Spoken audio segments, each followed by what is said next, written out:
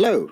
In this series of recordings, I will help you to build on your knowledge of the vertebrae and apply it to understanding the joints and movements of the vertebral column.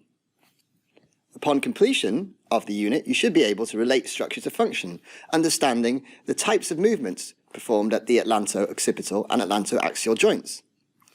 You should be able to also describe the typical movements of the cervical, thoracic, and lumbar vertebrae. Understanding the characteristics of the Zygopathial joint and being able to relate the facet joints to the movements permitted across the various different regions of the spine. The Atlantooccipital joint. The Atlantooccipital joint is the articulation between the cervical spine and the skull. It occurs through the superior articular facets carried on the lateral masses of the atlas and the facets of the occipital condyle. Movements permissible at the Atlantooccipital joint include elevation and depression of the head. When put together, this involves nodding of the head. The term used to describe the articulation between the first cervical vertebrae, or atlas, and the second cervical vertebrae, or axis, is the Atlantoaxial joint.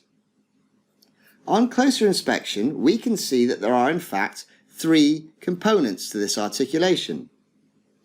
On both sides, we have the inferior articular facets of the lateral masses of the axis articulating with the superior articular facets of the axis.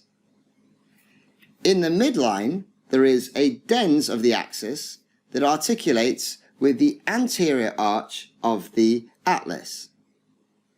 It is through this articulation that there is a possibility for us to rotate our head from side to side.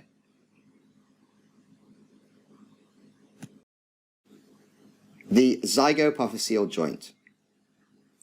Zygopathial joints across the cervical, thoracic, and lumbar spine determine the wide range of movement across these regions.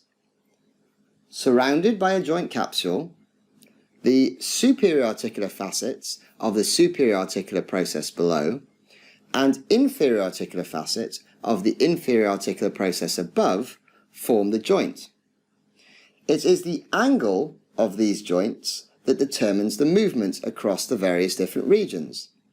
In the lumbar region, we can see that these joints are arranged almost vertically in a sagittal plane, explaining why we have a large amount of flexion and extension in this region. As we move up to the thoracic spine, we can see that again the angle of these joints is also vertical, but this time in a coronal plane, explaining why we have a large degree of rotation in this region. In contrast, as we move up to the cervical spine, we now see that the angle of these joints is now almost horizontal, explaining why this region of the spine is the most flexible, permitting flexion, extension, and lateral flexion. The lumbosacral angle.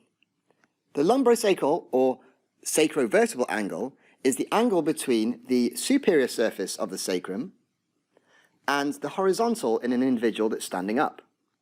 It's normally about 30 degrees. Poor posture can exaggerate the lumbosacral angle, bringing about excess lordosis within the lumbar region, which can contribute towards back pain.